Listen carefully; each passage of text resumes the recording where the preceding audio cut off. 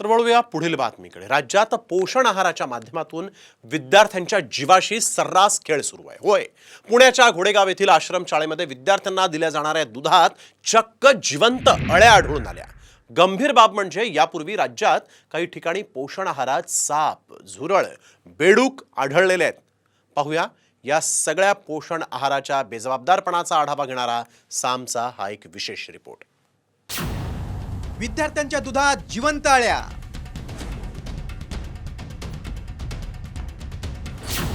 आश्रमशाळेत मुलांच्या जीवाशी खेळ, कुठे साप, बेडूक तर कुठे आढळतंय झुरळ।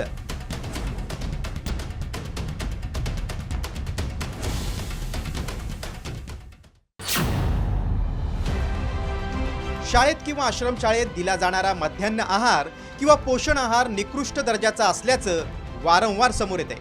पुण्याच्या घोडेगाव येथील निवासी आदिवासी आश्रमशाळेत धक्कादायक प्रकार समोर आलाय। विद्यार्थ्यांना नाश्त्यामध्ये दिल्या जाणाऱ्या दुधात चक्क जिवंत अळ्या आढळून आल्यात।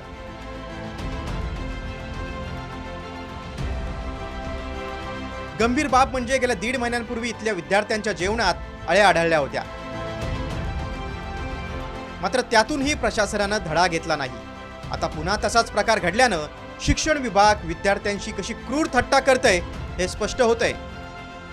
या ठिकाणी जे विद्यार्थ्यांना दूध वितरण केलं जातं त्या दुधामध्ये अळ्या सापडलेल्या आहेत आणि त्या अळ्या संपूर्ण प्रकल्पामध्ये जेवढे दूध प्रकल्पांतर्गत जेवढ्या आश्रमशाळा येतात त्या आश्रमशाळेमध्ये हे संगीत दूध वितरित केलं जातं। येत्या 6 तारखेला SFI पुणे जिल्हा म्हणून प्रकल्प कार्यावरती जे बेमुदत धरणे आंदोलन आपण करणार आहोत त्या आंदोलनामध्ये हा मुद्दा ऐरणीवर घेतला जाईल।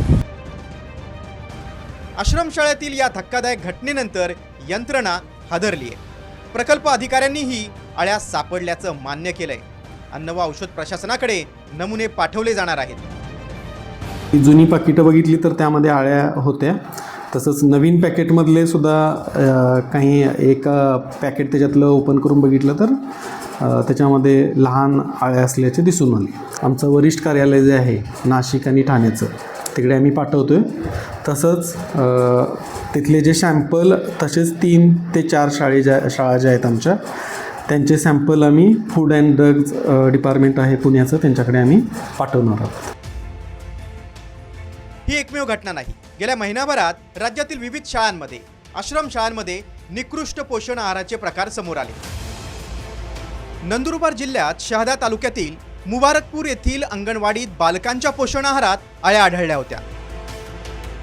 सोलापूर जिल्ह्यात कासेगाव येथील भुसेनगरच्या अंगणवाडीमध्ये आणि धाराशिवच्या पाडोळी गावात पोषण आहारात चक्क मेलेला बेडूक आढळून आलाय। याशिवाय सांगलीमध्ये साप, नांदेडमध्ये अळ्या तर घाटकोपरमध्ये पोषण आहारात झुरळ आढळलं होतं।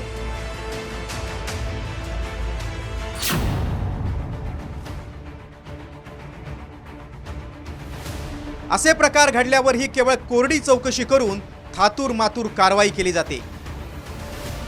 त्यामुळे मुलांचे बळी गेल्यानंतरच सुस्त यंत्रणेला जाग येणार का असा संतप्त सवाल केला जातोय। ब्युरो रिपोर्ट, साम टीव्ही।